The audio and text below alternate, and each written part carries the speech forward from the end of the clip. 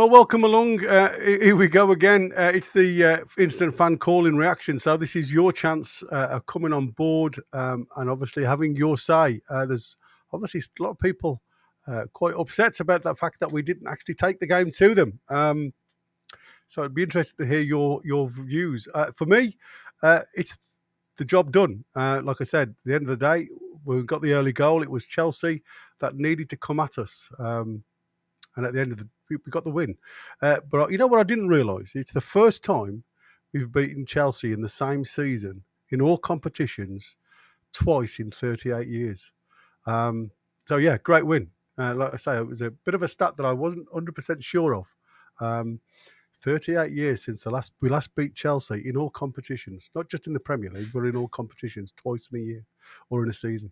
So, yeah, there's the link is in the chat. So if you guys want to come along and have your say, then feel free to do so. It'd be nice to get your ideas of what you saw, how we went about the win, the ups and downs of the game. It was very, very crazy in the end because, like I say, they played a lot of the game without a natural centre forward. They tried. I'm surprised they didn't just throw like somebody like Madueke through the middle. And rely on his pace to try and get in behind. Really strange the fact that they obviously changed him and put Reece James on and try and dominate the middle of the park. It was a strange tactic, which worked for them. Took us a while to get going, and like I say, it wasn't until we got that second goal that it was easy, wasn't it? So it was very strange in their setup, dominating the midfield of the park. Every second ball seemed to fall to a blue shirt. I wouldn't say we relaxed into the role, but it was more the fact that we tried to allow Chelsea to come onto us. And like I say, a couple of really good saves from Pope, one from Cucurella, and obviously we saw the one from Fernandez as well, where he gets his fingertips to it and pushes it over the bar. It could have been so different. Brand saying Barnes was off today. He was a little better. We scored 3 or 4 in my opinion. Pope was awesome, by the way. I think someone needs to talk about his 2 huge saves. Yeah, there you go. I just have. Really, really big saves. And I've just been watching the end of the run in there. And Big Dan Burn got player of the match, apparently. He did okay. I have no issues with Dan's heroics today. I thought he did well. Like I said, it wasn't the best performance in the world, but it was job done. The lads sit in 3rd position. I would have taken the result. If somebody would have given me that at the start. Rugby analyst was saying that it was upset that a lack of pressing their back three, but fair play to them. They are good on the ball. They are very good. And like I say, I think it was the fact that the way they set up in the second half was really strange. With Lavia going to like a left back position, Cucurella going to left wing and pushing on. Caicedo then moving into the middle of the park with Fernandez, Neto, and like I say, you've got Palmer just floating in that 10 role. And that extra body in the middle of the park seemed to really unbalance us a little bit, still playing with his 5 at the back. So as much as they were knocking on the door, they never really looked like making an indent. Like I say, a couple of really good saves. I mean, Cucurella shot across Pope, diving down to his left-hand side. Left-hand side was emotional. He was superb. And here he is, the man, the myth, the legend, formerly known as the Mighty Win, whose cameras... Hey, there you go. He's raced back. Hey, it wouldn't be Newcastle if they didn't put us through the ringer, would it? Oh, Jesus, mate. I'll tell you. The last bloody 30 minutes, I was like, what are we doing? What's going on? Come on, then. You were there at the game. Well, give us your input. Well, we had the line-up to start with. That was a bit strange. But I was, happy enough with it. And I think it's the one big thing I've taken from this game today is it's about time now that we stopped talking about Jacob Murphy having a purple patch. I thought he was absolutely outstanding today, going forward and defending. I was a bit concerned with him playing kind of full-on wing-back. You would have hoped they'd been working all week in training on Barnes and him, working the right-hand side. But he was everywhere. He was absolutely everywhere. Brilliant game. And another assist. And we're going to have to start giving this kid his flowers.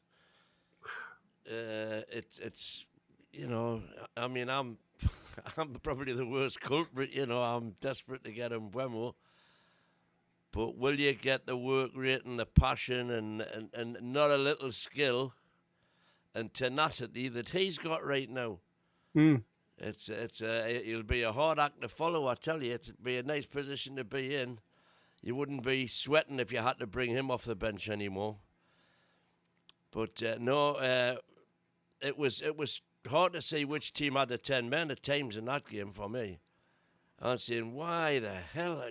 How come they had so many free bodies to pass the ball to? It's just movement, mate, isn't it?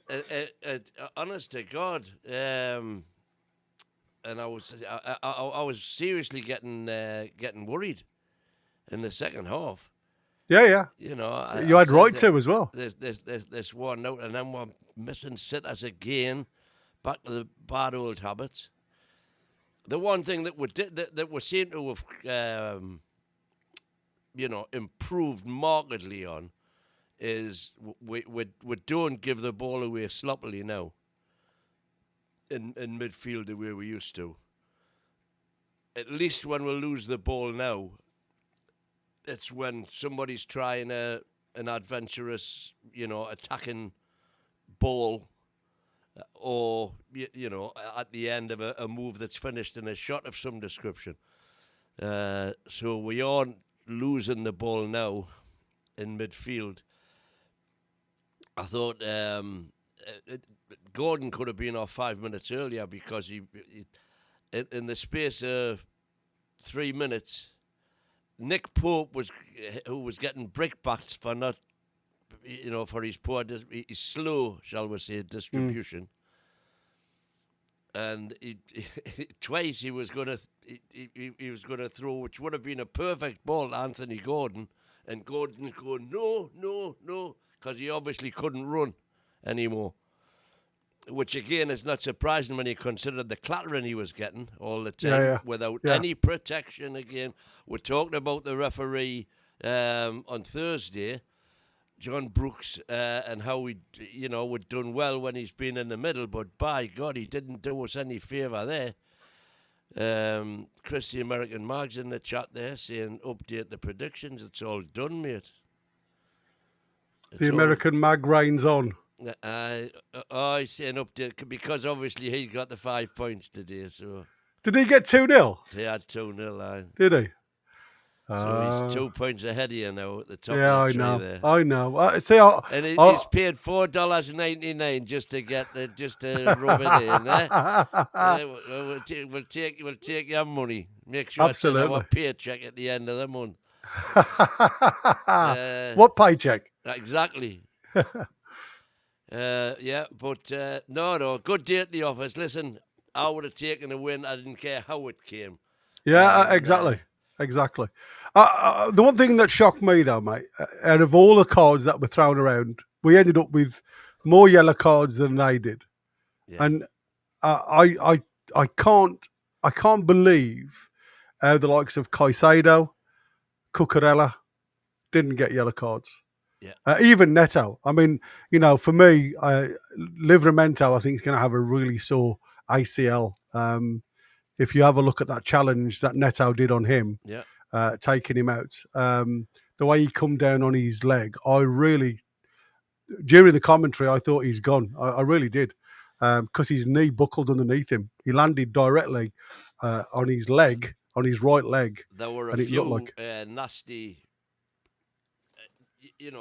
our players seemingly falling from a great height in challenges. Yeah. Quite a few of those. Yeah, But it was awful. how magnificent was my man, Big DB. Dan Burn. Yeah, he got What player of the match.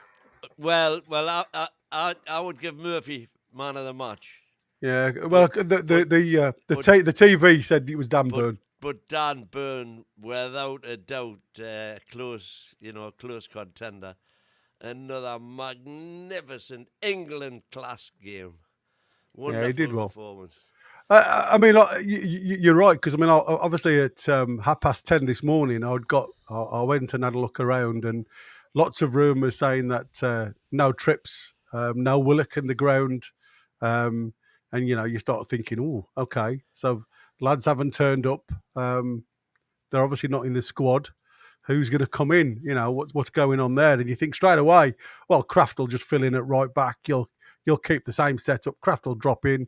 Then obviously you start listening that Botman's coming in, and you're thinking, well, is Fabian Schär going across to the right back situation? Then you were trying to work out all these. Well, it's a funny thing position things. With it being the 12:00 kickoff, the sports bar and the casino is not open at 10:00. No. So I ended up with a friend of the show, Colin Parker, who was with his blog group. They had one of the twice a season meetings of all the people in his blog who meet up. And I was talking to a couple of them. And within the group, they have a not a Champions League. What do they call it? The Fantasy League competition between them. And the two guys who are out in front on that Fantasy League are believed to be in the know. And both of them took Trippier out of their teams today. Right. Well. Yeah, they took them out the team yesterday. Right. So the word in that blog group was they obviously knew yesterday that Trips wasn't playing. Wow. So there you go. That's interesting, isn't it? You've got to look at it for what it is. You're going. I wonder what you were smiling at. No. The comment somewhere. No. The missus has just looked over me. She's been called into work. She's on call this weekend, so she's just telling me that she's being called into work. It's a shame. When the NHS, mate, I'll tell you, there's no rest for the wicked. Have we got the link in the? Yeah, it's in the chat. But like I say, there's not many people coming in. You can put it back in there, though. I'll just shove it back in there now. Yeah, just to see if anybody else is interested. There you go. From the Mackenzie family, would have been nice to see Asula. Well, I said that. I think we needed somebody with a bit of legs. Somebody who was just going to run in, behind him. What did you think of Isaac's performance today? Very poor again. He seemed very flat-footed. There were some nice balls into the channels, and because of Isaac and their system, to be fair, when they play on the 18-yard box, there were a couple of balls diagonally into the corners that you think somebody like Isaac could have read and run onto. But again, he felt like he was on his heels a bit too much. Not forward thinking enough for me. And like I say, I think Isaac gets frustrated because he's not in the game. Yeah, there was one instance where Barnes was bringing the ball forward, and Isaac made a fantastic run between the two, kept himself onside, and Barnes, instead of giving him the ball, Bruno had made a run alongside him, and he passed it to Bruno, I think it was. Yeah. It would have been 10 all. But anyway, Isaac was going berserk because he hadn't given him the ball through.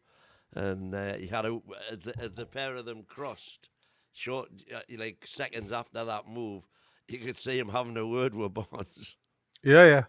It was definitely an interesting setup with this 5-2-3-1, 5-5-2-3 or 5-2-2-1, whichever way you want to go with it. And I thought it was a bit of a masterstroke because we looked so comfortable. We'd got cover in every position.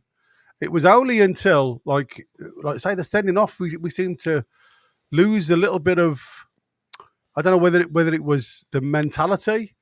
We just seemed to lose our way a little bit. And then obviously when they changed their system to go 3 at the back in the second half and put that extra body in midfield, we obviously reshuffled the pack a little bit, giving Botman a rest. We went back to our normal 4-4-2.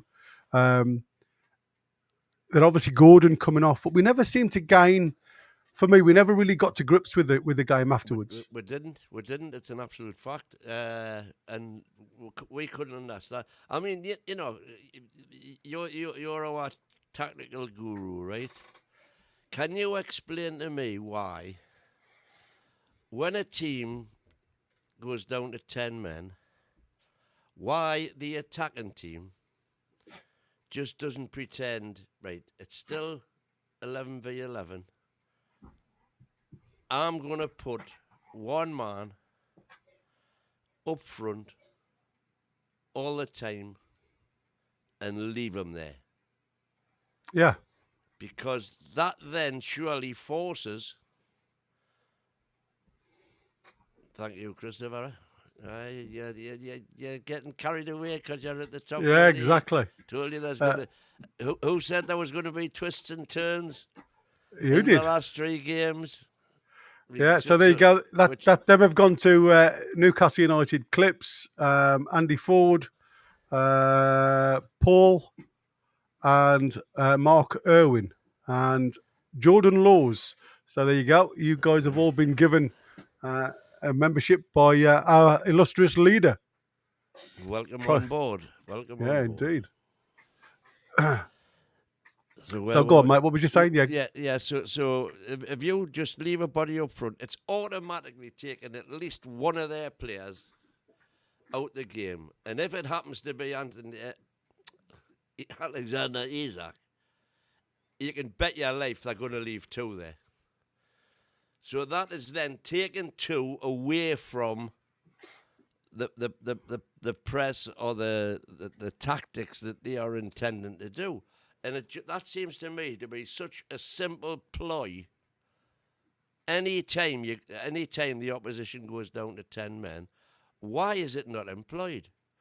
Yeah, I understand where you're coming from. I think the problem I always look at is they're having to chase the game, right? So for me, it was a case of when Reece James come on, they'd moved obviously Caicedo into the middle of the park, who was, just drifting in and out. Yeah. What they did very cleverly was with Reece James, virtually give him a free role. Tiger's in the studio, so let's listen to what Tiger's got to say first. My man, here he is. Thomas, how are you Hello, doing? guys. How you doing, Hello. dude? You're looking sharp, kid. I'm good. It's been a while, so it's good to be back on. How are you guys doing? Yeah, good, man. Yeah, good. Always good after a win. It was a great win today. First half was amazing.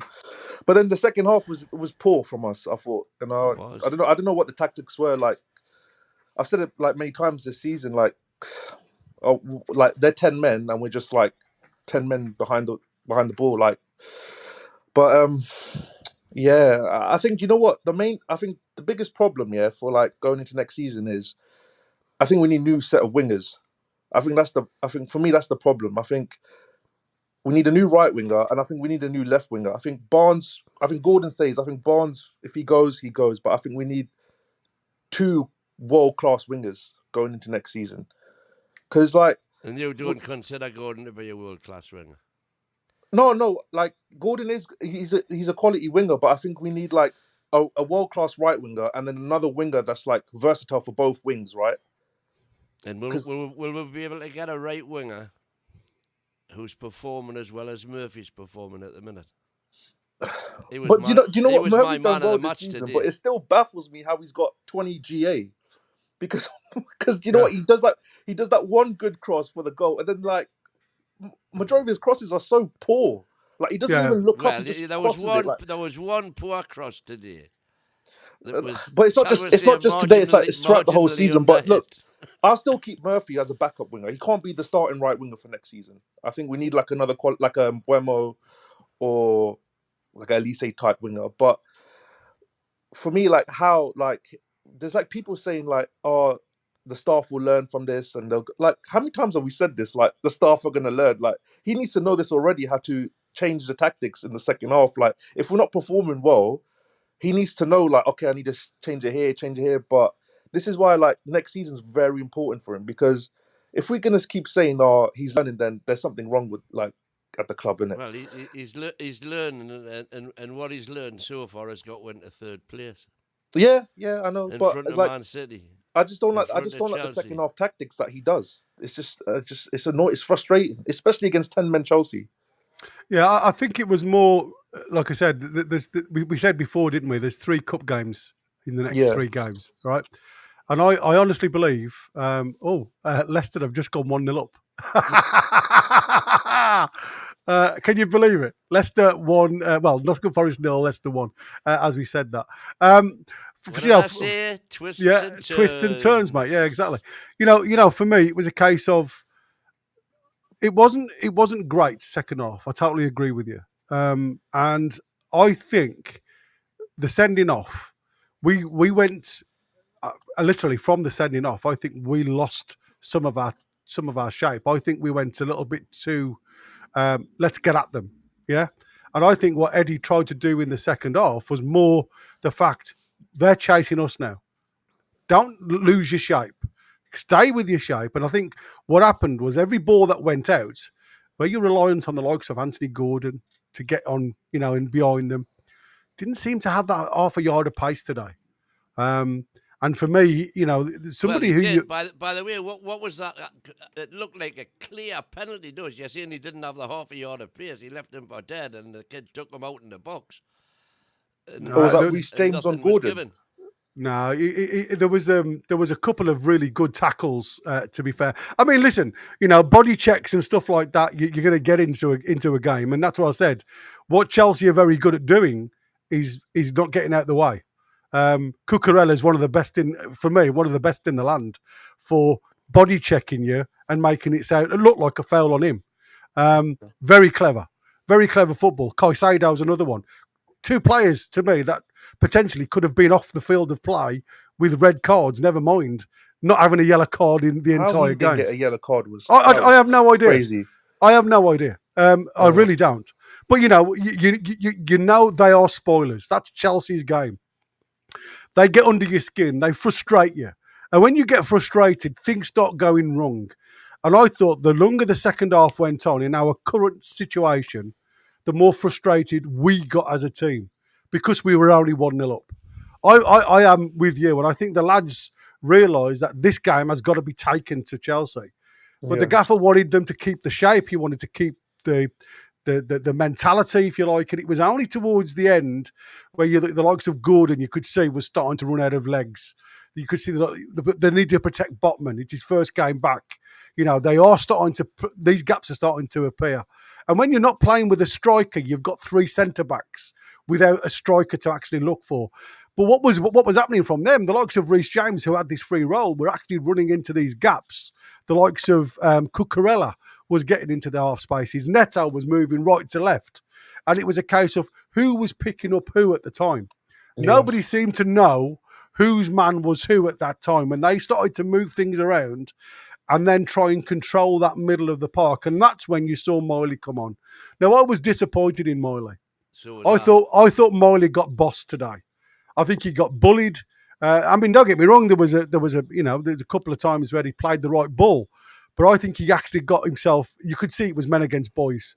And I wouldn't say he was fearful because, like I said in the commentary, when he stuck the nut on Caicedo, and Caicedo went down looking as if he'd been hit by a sniper, he bent straight back up and got on with it.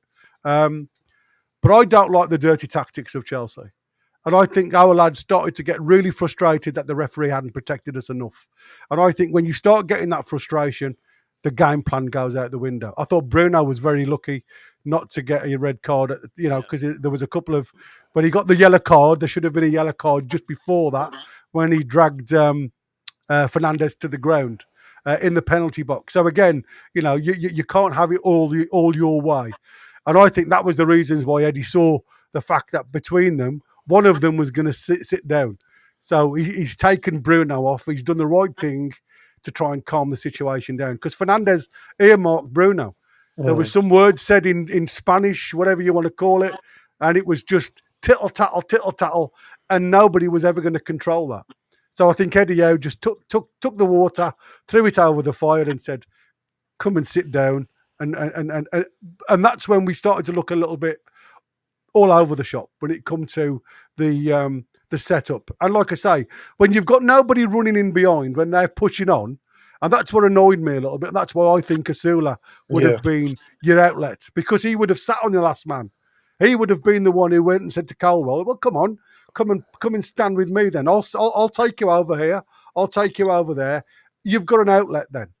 And I think, unfortunately, with Isak dropping into that deep zone as well, every time we won the ball back and half cleared it, it was going straight to a blue shirt. And it looked like they had 12 players, because I think the referee was also, as they obviously went down to 10 players, was a little bit reluctant to get his cards out again. And to come off the field thinking that, you take away their red card, our players, there was 4 yellow cards to their 3. Their 2, because the only other yellow card went to the manager, the coach. So there was only Fernandes and Colwell got yellow cards for them, which is crazy. Yeah. Which is absolutely crazy.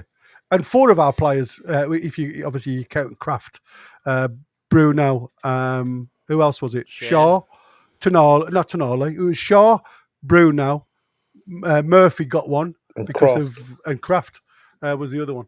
So yeah, that was crazy for me. Absolutely crazy. Yeah. This whole I want to touch up on Isak. He's been poor for a while now. I think since the final he hasn't been great. And but there's people I've seen comments oh, he's not worth 150 million, or if someone offered 150 million, sell him. But this guy's got 20 plus goals in 2 seasons. You can't sell this guy. He's having a poor run now, but he's still got 23 goals in the league. I think 26-7 in all competitions. I just don't get how these fans are saying oh, he's not a 150 million pound player. He is a 150 million pound player. But this is the thing with Isak. I've said many times, is if he doesn't get the service, he's out of the game. And what the thing is, I don't know what the fans expect from him. Do they want him to come all the way back to defend and run all the way back up?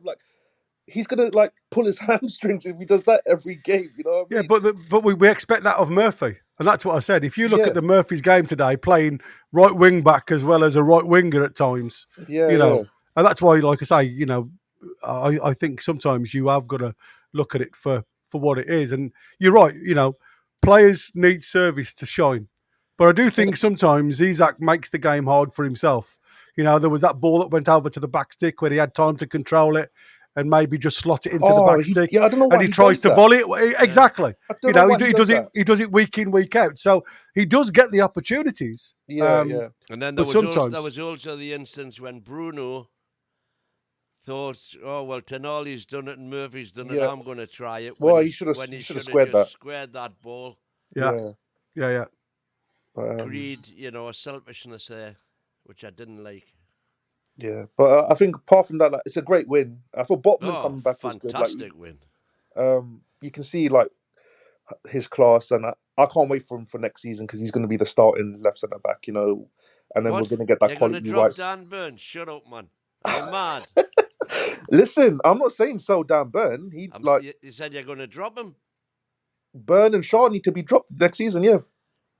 But I Win, think the thing is, I think that's utter rubbish. Because we've got Burns been one of our best players all season.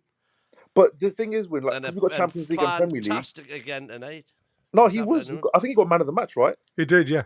Yeah. Win. I love Burn. I think he's the old-fashioned centre back. But for next season, there's so many games he's gonna play. Burn's gonna play the Premier League games, some Champions League games, but Shaw and Burn need to be on the bench look, this is how we build our bench, right? Like our bench Yeah, goes stronger. I agree that we need a right centre back definitely, but I don't think we need a left centre back. I thought Pope played well today. Like 2 good saves. Couple good saves.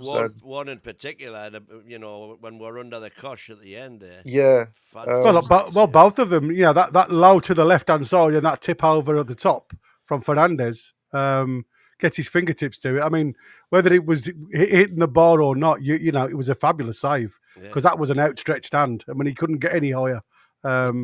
So yeah, it was like I said, it was a world class. Them are the type of situations where you're not in the game. You've been an observer for such a long period of time, or they've just scored again. Not Forest have just scored. And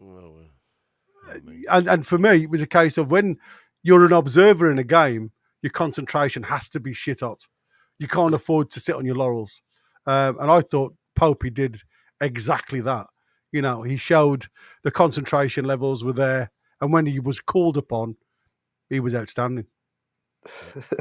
I just see some comments saying, "Oh, Tiger wants Howe out and big Dan Burns drop." I'm like, listen, I said Howe gets another season, but I said for next season. That's big of you, that, isn't it? wins the cup, qualifies for the champion. Go on, we'll give him another season. I said after we won the cup, he gets another season. I did say that after the cup win, he gets another season. 2020 hindsight. Yeah. But win, listen. Shall I tell you when I'm going to be Howe out? If he doesn't get through the group stage of the Champions League, that's when I'm going to be Howe out again. Well, let's see who we get drawn against there. But yeah, that's right then. Let's have a listen to Lewis then. See what Lewis says. Here it is. You can't blame the ref today, Lewis. I'm not actually blaming the referee, but he did lost control of the game. Yeah, I agree with you, mate. It could have been a bit. We said on Thursday that we need somebody in the middle of the park that's going to have some kahunas. Yeah, but Enzo and Cucurella should have been sent off as well. Yeah. Does anybody disagree with me there? No. What about Casado? As well, half of them should have been sent. I'm surprised Chelsea had 10 men on the pitch. Yeah, not wrong. It was definitely a red card. There's no arguing. Oh, definitely. No arguing. None whatsoever. I was screaming down the bloody mic. I was when that happened. I couldn't believe it. I ran down to watch the replay of that and I said, Yeah. And it took ages to go to VAR. I know. I couldn't understand it. I mean, I understand like John Brooks struggling to see it because of where he was standing. You know what I mean? So you think, okay, he's led with his arm and he's going to give him a yellow card. But why VAR isn't straight in his ear and saying you need to have a look at this a bit quicker than they did? What is the point? Because don't get me wrong. I saw a red card the other day because of I can't think of his name now, of a foot being high, right? Mm-hmm.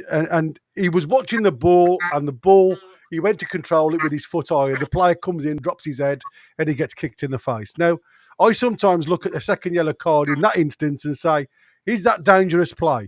When you as a player are only looking at the player on the opposition when the ball's coming towards you, and you're leading with an elbow, you ain't concentrating on the ball. And I think it was, what he saw at the start, potentially you may have seen as a yellow card. When you see as a replay and you see him looking at the player, you start thinking to yourself, you dirty sod, you've intentionally gone in with your elbow there. Yeah. There was no doubt on that one, mate. It's just one of those things. But at least we got the win. And now, in third place, we need, obviously, Liverpool to beat Arsenal today. Yeah, well, listen, we can't rely on everybody else. You know what I mean? And that's what I said. We've just got to win the games in front of us. And I keep saying, for me, the results around us make no difference whatsoever. If we go out and do our job, like I said, the one job's done. I don't really think it matters now at the Emirates. If we can get a point, I think great. That's the way I look at it now. But then it becomes the Everton must win. So I still go and stand my ground. Every game's a win. Yeah. You can't go into that mentality saying, well, we've done the hard job now with Chelsea, so these next two games are simple, the gimmies. They ain't. Take anything you can get from any game. Yeah, but did you get your 3 points today? win. No, not gonna go there for to get one free pint and then sit for an hour without one. I'll see. I'll message you later on and that because I'll see. But fair enough, I can say because obviously I work for the foundation. Yes, fair enough. Obviously, there's people on the door know me quite well now. When I go in, when we work, I said, go, just knock on the door because obviously it's closed because it's a disabled entrance. And I said, take me flag off. I got me voucher, went to the bar, got me free. I didn't have an alcoholic drink. I got free Coke Zero. Oh well, there you go. Yeah, but at least it was like honestly, it was like a sauna inside St James's Park today. How many were in there at 11 o'clock? 20,000, I think. Wow. At 11. Yeah. Wow. The free beer worked then, eh? The free paint done its job, eh? Yeah, absolutely. To be fair, the turnstiles did open half an hour earlier. Yeah, well, you were allowed to get in there at 10:30, weren't you? Yeah. Yeah, it opened half an hour earlier, 90 minutes before kickoff. The free paint was only from 11 o'clock. No, from 10 o'clock, to 11. Yeah. Oh, we've got a new body in. Umar's in the scene, so we're going to put Umar in. Bear with us a second. Umar, can you hear me? Yeah. Can you hear me? Yeah. Go on, mate. Tell us your views. Yeah. I don't get it how Casado didn't get any booking, No, it's baffling, mate. Absolutely baffling. These referees need to be looked at. I totally agree with you. They certainly need reforming. I don't know about reforming the badge. I think we need to reform the bloody referees. Because I think they're awful. So what was your thoughts on the actual game? Rather than the referee, because there's nothing we can do about the referee, what do you think of Eddie Howe's tactic at the start? And how do you think the game went? Game just second half. Just didn't look like much was happening, Obviously they were down to 10 men. We should have been all over them because they were down to 10 men. Gives us more advantage. Yeah.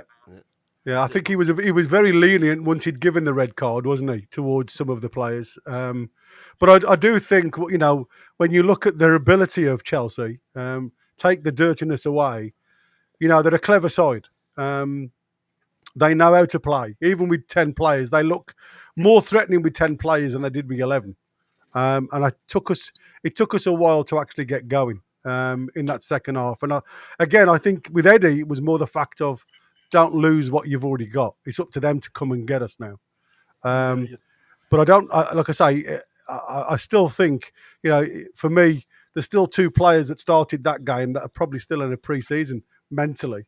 And that's Anthony Gordon and Botman. Is Joe Linton out for the season?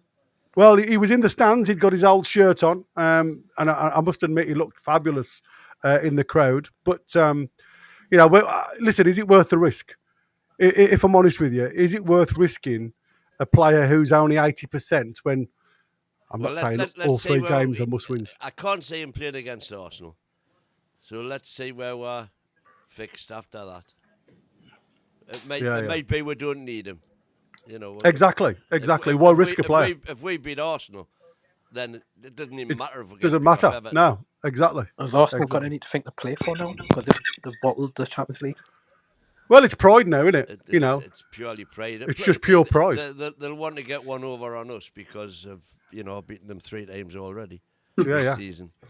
But I gotta say, what a cracking goal by Bruno. Well, it was a deflection. But I've just been it doesn't matter again, and it still looks like a hell of a goal.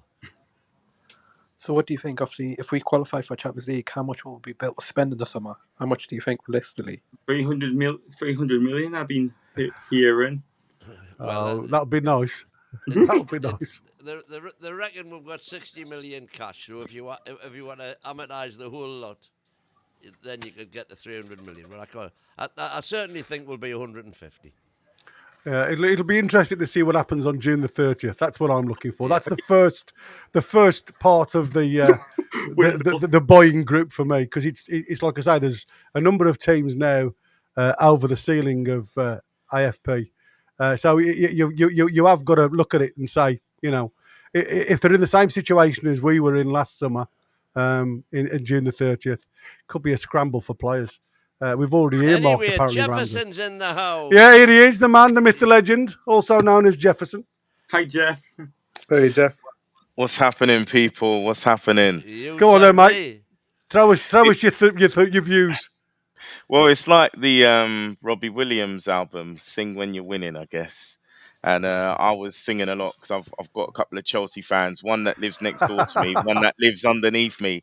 So I was screaming like hell and singing along. I think this game was massive, for the 3 points, obviously. But I think for many, many things, particularly the way Eddie set up, and I'm going to give props to the manager. I will give props to the manager because finally, at least, because I think everyone was unsure. Was it 3-5-2? Was it 5-3-2? Were we going to be defensive?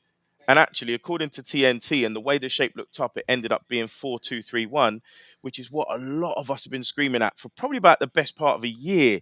Yeah. And Eddie finally delivered on that. There was good balance in the side. And I think, obviously, up until the sending off, we just had tactical ascendancy in terms of our positioning because, obviously, without the ball, we switched to a 4-5-1, which Chelsea couldn't break down. And throughout the game, again, one of the biggest things I've been critical about Eddie for, he finally showed it today, in my opinion, where Maresca was making some changes and Eddie was responding to those changes, and it was still stifling them. I know that Chelsea did sort of have dominant possession, but they weren't actually creating clear chances. Whereas despite that on the counter, we did. And I think, obviously, if our front three had turned up in terms of actual sharpness today, we may have actually scored 4 or 5 goals. So I was really pleased by the performance, the grittiness, the endeavour, the attitude that mentally we stuck in there despite not seeing the ball in a few large periods in that second half. And I think, I'll give Chelsea credit. Caicedo, Colwill played really well, and Reece James physically were on top of us. And I never thought I'd say that we face a team that would challenge us physically. So I think we deserved it on the basis of the way we played, the way we set up, our response to their tactics as well. So props to the manager, props to the players. And this hopefully is a sign of future things to come. Because I think knowing Eddie, he will risk it now and again. And if it works, he might stick with it. So I'm hoping this isn't a one-off. Long may it continue. No, I agree. It was certainly something that it shook me a little bit because, like I say, when you look at the changes at the team sheet at the start, you're like, what? You're playing all 3 guys up top. I mean, who's going to do what? And I really seriously thought that it was going to be Big Dan Burn left back, Tino right back, and we're going to play, like I say, this 4-2-3-1 system. But it was fluid. It was a 5 at the back, 3 at the back, 2 at the back at times when Fabian Schär went forward to try and overload on the right hand side. And I, like you say, I think that was a shout out to Eddie Howe because obviously it was something that has been looked at throughout the week on playing Chelsea at their own game to a degree because they do isolate that right hand side with Palmer and Neto trying to isolate that, and you could see that Sanchez was aiming a lot of the balls out to there. Thought Madueke was out the game in the first half, and I think, like I say, he's their outlet, if you like, if he's involved. Very much like Isak for us, just couldn't get into the game in the first half. But I was surprised to see him chopped at half time. I know they had to make a decision, but with his pace and his guile, I would have probably thrown Madueke through the middle, just as an outlet, and it pegs us back a little bit. But by not having a natural striker on the field, I thought that upset us even more because I felt like our back 3 at the time didn't know whose job was what. And it was like, you got Palmer then playing in a 10, coming into midfield. And what happened then was, with Reece James playing this more or less this free role, it was like, you had 4 midfielders with Reece James, Caicedo, Hernandez and Palmer, and just Neto and Cucurella then running the channels. And it was like, what's going on? Because you've got 3 guys at the back who aren't actually involved in the game. I thought that the next change, though, when you brought Gusto on, and that allowed James to go forward. to go further forward. And, Yeah. And they're starting to look really. It was squeaky bum time there for me because they were starting to look when Reece James was going forward. Because he's a unit, and that header was a bit close, heart in mouth moment as well. Yeah, well, there was a couple, wasn't there, in the last 15 minutes or 15 minutes plus. Yeah, it was really strange when you look at how it all sets up, because like I say, you look at some of the pass maps that I've just been having a quick look at while you guys have been talking, and the pass map shows totally different to how we think the game goes, because it looks very much like we played with just a 3 at the back and everybody else forward. And like I said, I thought, both Murphy, to a degree. Yeah. Murphy and Livramento were bombing down the wing. Yeah, exactly. And that's what I said when you look at the pass map. But again, it looks very much as Jefferson just said there. The person, you've got Harvey Barnes and Isak literally holding hands together. That's how close they are up top. And like I say, we haven't seen enough of this. Yeah, I don't think. Barnes, for me, was finding himself in, he missed a couple, obviously, but he was finding himself in situations. That's where Isak should have been. Yeah, that's what I said. Why wasn't Isak there?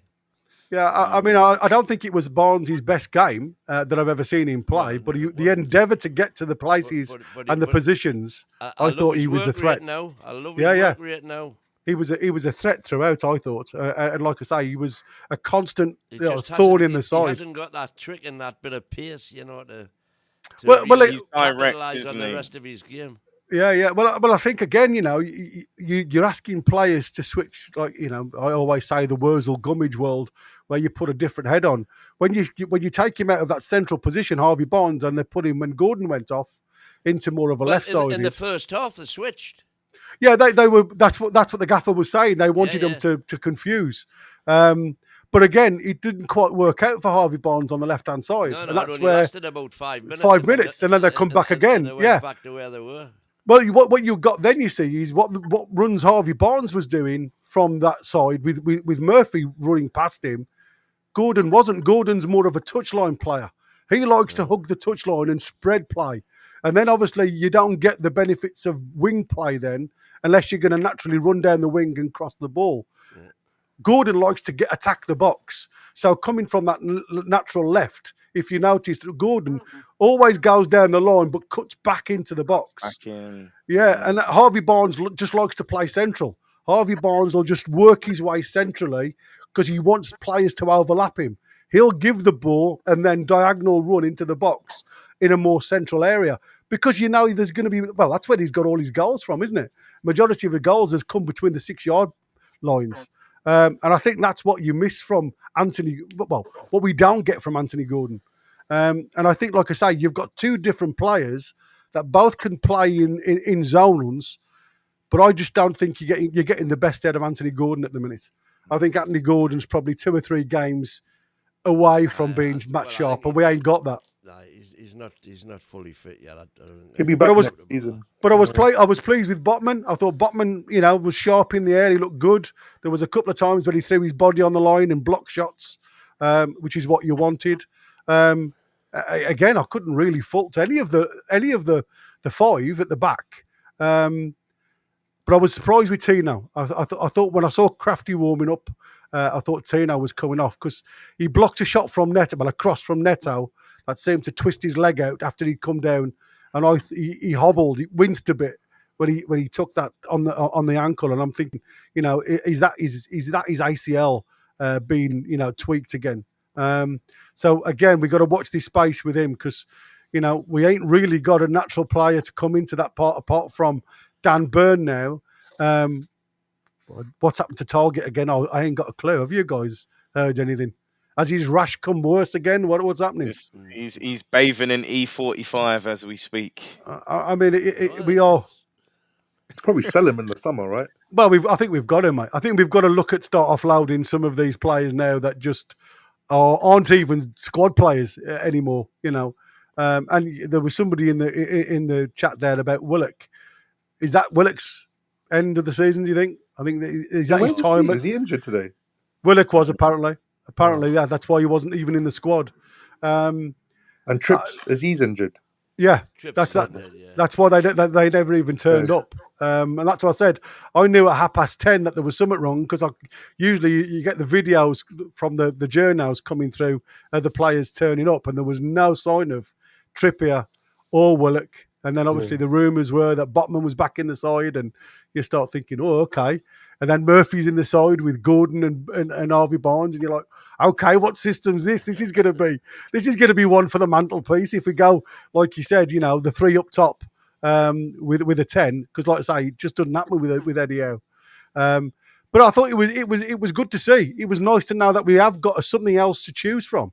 And like I say, to me, it proves that we've actually got players that play in that slot and look quite natural doing it as well. They've certainly got that in Tino and Murphy playing wing back situations. So, is that the team you're going to see against Arsenal? That's the question. I think so. Gamble. I think he goes 5 at the back against Arsenal again. Yeah, I can't see it changing now. To be fair, because like I say, we don't look comfortable. But once we got the early goal, we didn't need to. We needed to chase the game anymore.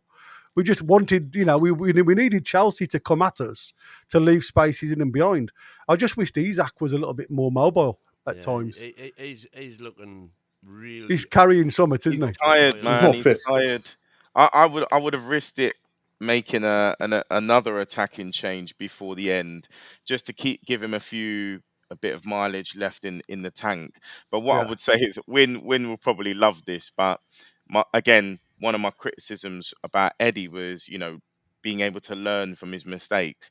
And I think back to the Fulham game where it was very clear that we needed to make changes. And I was screaming at the screen like, come on, Eddie, come on, make the changes. And he left it late and we lost. He literally looked at it and was like, nah, Gordon's getting no joy against James. Off you come, mate. Murphy, your defensive shape, you're not getting tight on Cucurella. I'm going to switch you up top. Kraft comes on to make us more solid. This is what we want to see. Do you see what I'm saying? Yeah. It made me really assured with this manager, like, okay, Jefferson, he's tactical getting things right genius. now. Yeah, exactly. Tune in to 90s mags. That's the way. But it's right though. That's what I said. I mean, it was The wisdom of Jefferson. Eddie Howe out. A pair of them there, actually. A pair of them. Well, I think Jefferson's still Howe out, isn't he? No? Is he changed now, bro? I would say after my turning point was the 1-0 West Ham win, where I felt there was a bit of a momentum change and I could see him trialing a few different things. And so my stance changed to let him meet the remit, which is top 6 or above. And then he needs the summer. He needs to be backed. Yeah.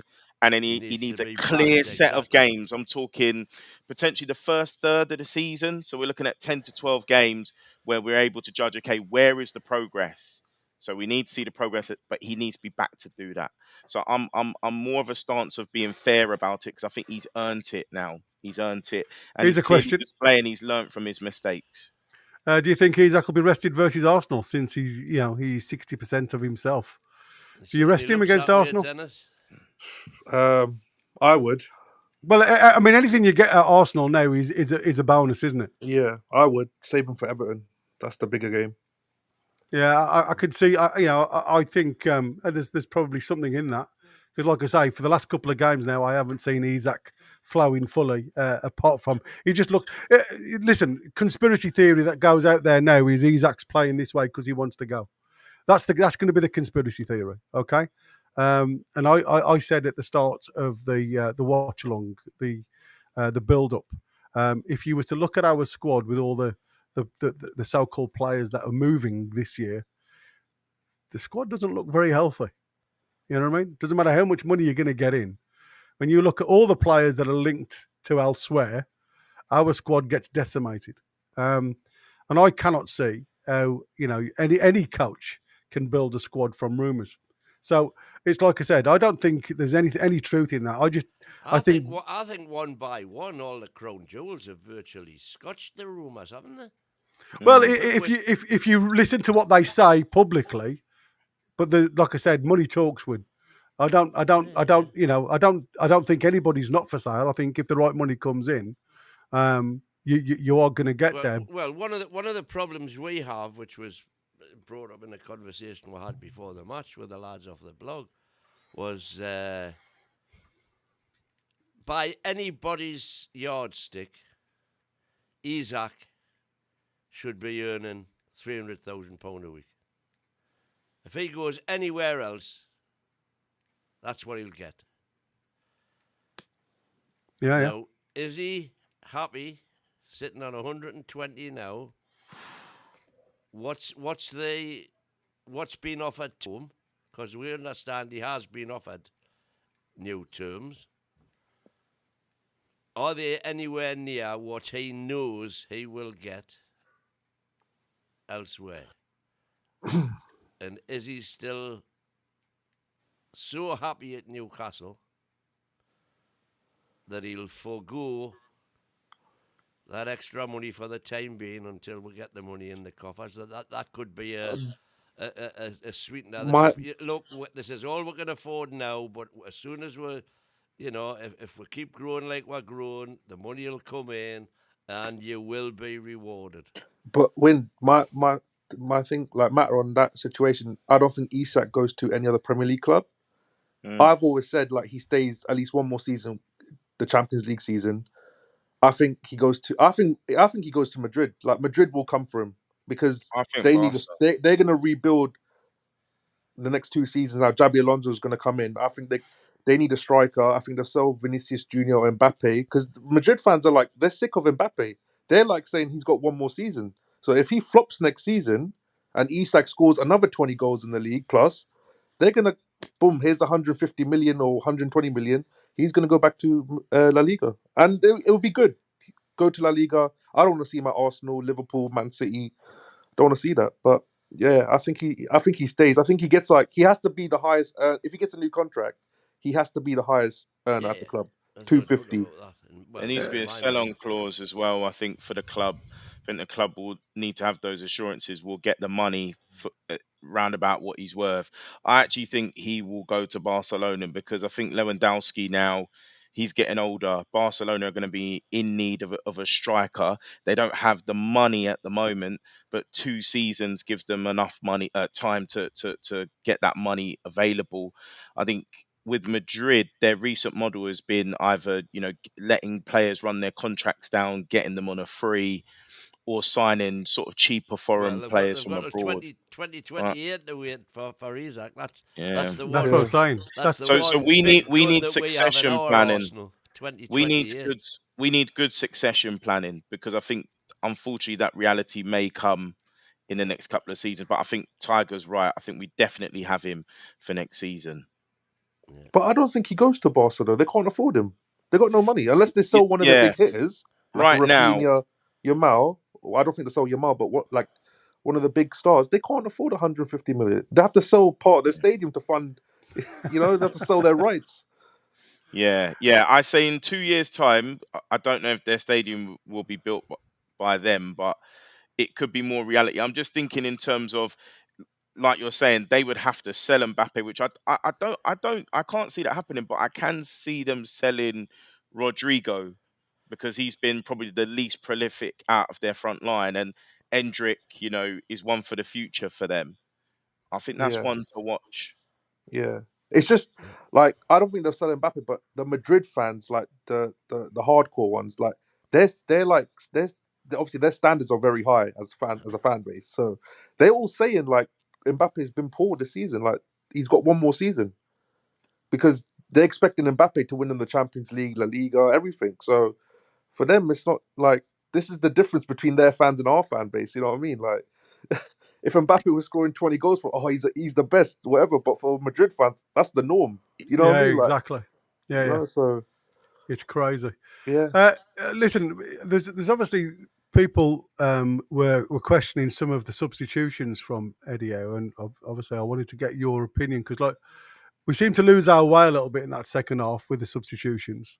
So I made a conscious decision, and the reasons why Eddie wanted to play more of a midfielder than obviously keep the defensive tight, was to try and get numbers in that middle of the park, because it seemed as if we were losing the ball all the time through there.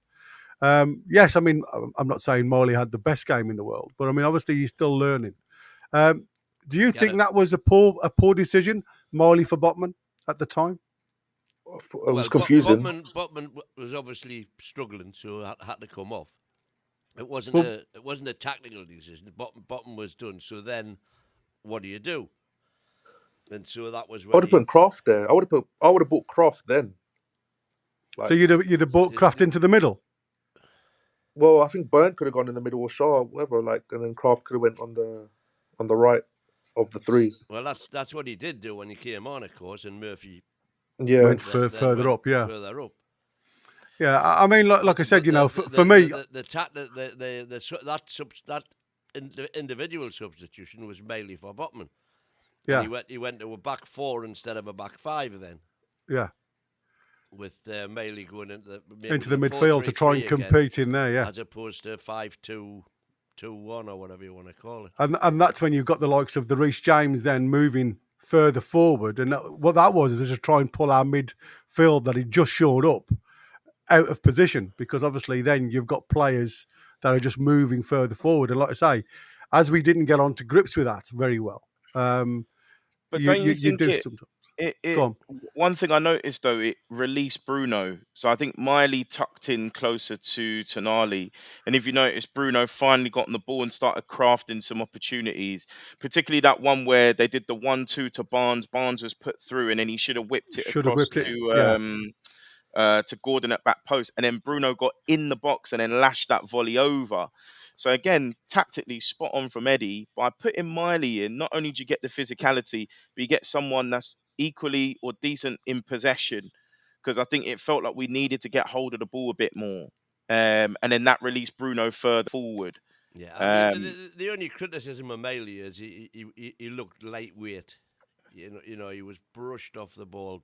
Yeah, he was. I mean, to be fair, Caicedo was brushing everybody off the ball. Yeah. That's what we couldn't understand. Well, there's no protection. That tussle he had with Tonali. Yeah. Bloody hell, man. Yeah.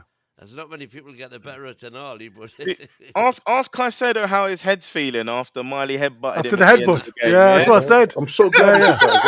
He was rolling on the floor, crying. Yeah, exactly. I said he hadn't come a minute too soon for me. If I'm honest, it's like I said, it wasn't a game that was a free-flowing game, but I think the early goal for me was a case of tactically, it was only Chelsea that had to change. We didn't need to change anything apart from tired legs, and I think with some of the movement of some of the players, it was a case of just trying to get players that hadn't played much, the Gordons, getting an hour in your legs is good for the next two games. That just gets you. I mean, Gordon's still got to go to his old club, and we hope he gets a better game than he did the last time we played Everton when he missed the pen. So for me, it was a case of giving players the game, giving them. It was nice to see a change in that formation. I do think it restricted our two middle players a little bit, though, if I'm honest with you. I think Bruno and Tonali wasn't able to get into the game, into the flow of the game a lot.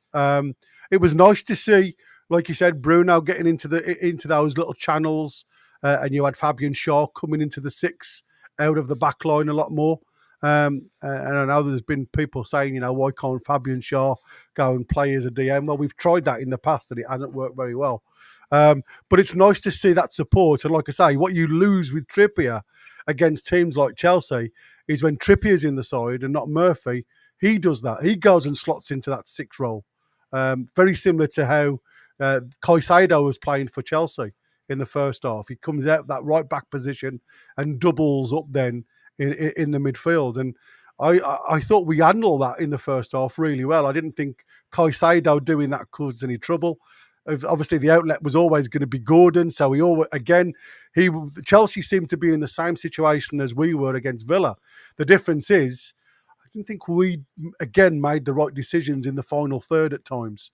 I think some of our crossing was would or should have been better. I think we could have finished them off in the first half, if I'm honest with you, if we'd have performed at our best on our day with everybody flying. And that's what I said. I think sometimes when you're carrying a couple of players, I don't think you can grumble with a 2-0 win. Even if you haven't played to your absolute best, it just proves how together this team is when they're all fighting until the 90-odd minutes to keep a clean sheet. And I think that bodes well for these lads going forward for the rest of this season. I haven't heard anybody grumbling, Gary.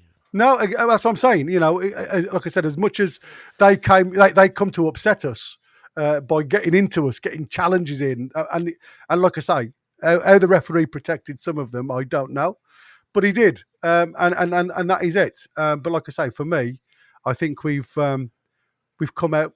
We are now third in the league, 66 points, with everything to play for. One more win. Champions League we are. You know what the funny thing is? In 7 out of the last 10 seasons. Do you know what the funny thing is? 66 points has got. We could potentially get second, and that was Wynn's prediction at the start of the season. Oh my God! You all said I was nuts. Yeah, no, it was Arsenal being 8th that we said you were nuts with. Well, they're still possibly going to be 6th. They could if they lose all games. Yeah. Gary, I can't see it. Yes, mate. Have you got access to Chris's buttons? No, you know the why? sounds he does. I was going to say me and Tiger were very pleased with TNT's coverage. Punani. yeah. I saw there was a few in the comments, especially when I was looking at the WhatsApp group, with some pictures coming my way of the very nice lady that was doing the talk at the start. No, I mean, to be fair, I didn't see any of that, and I certainly haven't got any of the nice sounds. Even though I've got a sound card, it throws my system completely off when I play. Oh, there you go. Wait, there you go. Is that you, Win? There might be a slight growth amongst the panel. Yeah. Billy Bosh. Yeah, it might be Miley's massive schlong, according to PDK. But oh, Jesus. He's been saying that a lot today. Well, I've got to tell you, I didn't notice anything like that. I think that just says something about you, too. Yeah, exactly. Yeah. Listen, is anything in the chat, Win, before we call it a day? Because obviously I've got to go and sort the kids out now as my missus has gone to work. I did see Chris was having a go. We'll give him his flowers because he's donated a bit today. Yeah. Anyway, he said Win thinks Dan Burn is Van Dijk, but he wants somebody with a bit more pace. Well, if you say, and he was corrected straight away by somebody else. I can't find it now, but they said, did you see him keeping up with Enzo for 60 yards? Aye, that's how much pace he's lacking once he gets those big legs stretching. Yeah, I mean, there was only one time where he actually got beat by Neto when Botman had to cover. But apart from that, he did really well. By the way, imagine if he was 25 years old. Yeah, exactly. Speaking of Enzo, what an idiot, because he actually gave the initiative back to us. The fans got behind us because it got Bruno riled up, which got all the fans riled up. And that gave us that final little push we needed as well. Getting into that scrap they did. The crowd were actually. I've got to say, the crowd today was pretty damn good, because I was really worried about it being a 12 o'clock kickoff. But honest to God, you should have seen the bars in the town at 10 o'clock this morning. We've still got a couple hours in. Hey. Wayne Patton saying Casado should have been sent off with accumulation of yellows. Yeah. Didn't even get booked. Yeah, yellows for persistent fouls. Well, I mean, that's what I said. I mean, I don't know where you could, you couldn't really give him an excuse, could you? Not to get a yellow, not one yellow. That's what gets me. I'd love to see how many individual fouls he committed during that game. I'm just going to have a look at that now. I have a question for Win. Yeah. Go on. So, if Byrne has another excellent season next season, is he the starting centre back for England in the World Cup? Absolutely. Ooh. Who's better than him? Right now, left centre back. Who's better than Byrne? You could say, what doesn't Mark Gay play there, right? Well, yeah, you could argue You that could say because him, you're right. That's my whole argument because Gay for me is a left centre back, not a right centre back. That's where he plays all the time. Yeah. No, you're right. There's no one else. If you look at Gay's heat map for the season, it's completely left-hand side. Yeah. I think Byrne starts. But if you're giving me this straight choice right now between Gay and Byrne, in the form he's in right now, I'm taking Byrne every single time. Yeah. And what about his header again? Oh. My God! Well, it was offside, but I was just about to say I was so pleased the flag went up because I would have hated it. Was close, by the way, wasn't it? For that to have gone in and not counted would have been a tragedy. Yeah. He was a great header across the box. Oh, towards the back stick again. I'm thinking, oh, here we go, landmark. They usually, we've come to the end of the bloody season and they're starting to use our tallest player, our tallest threat. 6 foot bloody 7 in the box, and we play him at the back stick, to head the ball back. Maresco doing a slot and marking him with Cucurella. Yeah, exactly. If my memory serves me well, in the build up to the goal, wasn't that where Byrne was shouting, "Oi, give me the ball, give me the ball"? Yeah. Because he played it to Miley, then Miley played it back, then someone played it inside. Bruno took the ball and shot, wasn't it? Yeah. So yeah, it was Dan Byrne who plays the diagonal ball into Bruno, who then just shoots. But there was if you think about it, right, from Tonali, when you look at the ball across to Dan Byrne, you're thinking, oh man, he's got to control this. And he did really well. His first touch was good. He kept it close to his body. His first touch is good. Yeah, his first touch is good. That's but what I'm saying is technically a good player. Yeah. You don't play for Brighton if you're not technically good. No, that's what I said. People always was looking at it going, oh no, here we go. His first touch is going to be away from him.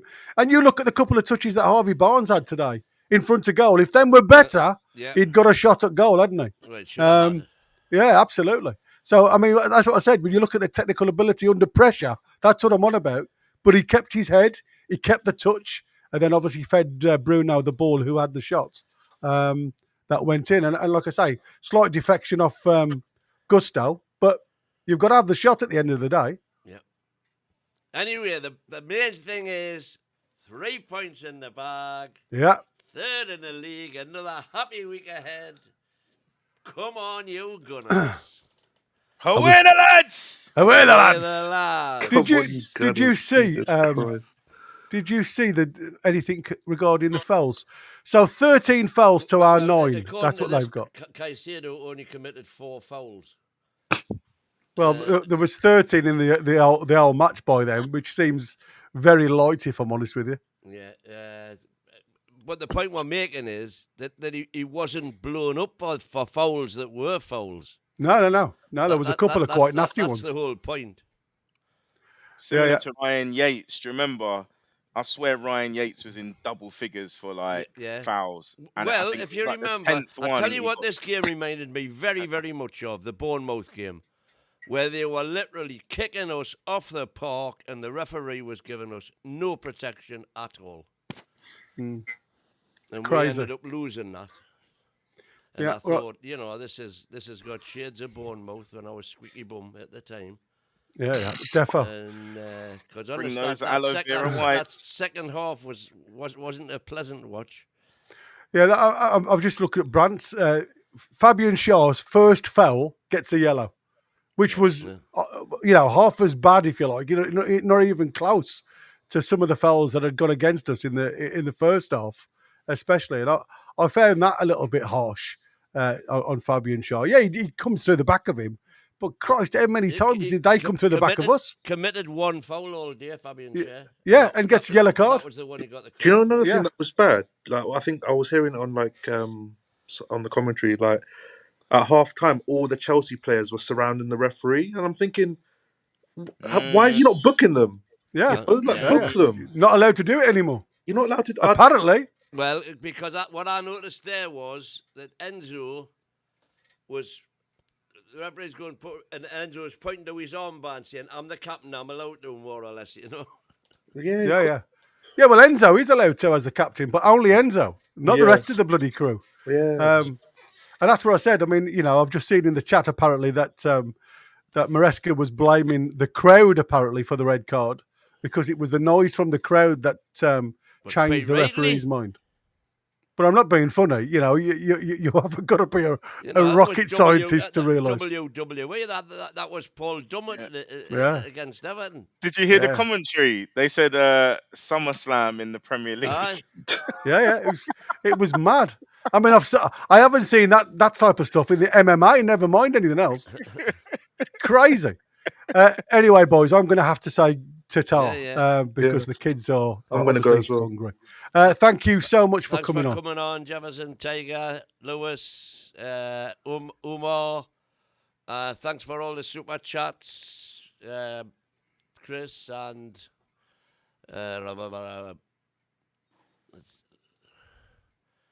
who was it again? Have you got it? That was the Mackenzie family, but there's one that's not there. Definitely random access. Random access give super chat and some gifted a membership. Yeah, thank you, Random. Thank you, everybody, for watching. Yeah, superb. Thank you all. Great result for the Toon. Long may it continue. Second place, here we come. The mighty win is always right. I leave you. Thank you, and good night. Right. See you guys. Peace. Away the lads. Away the lads. Lassies and bairns. Yeah, Maggies. Take it easy, guys.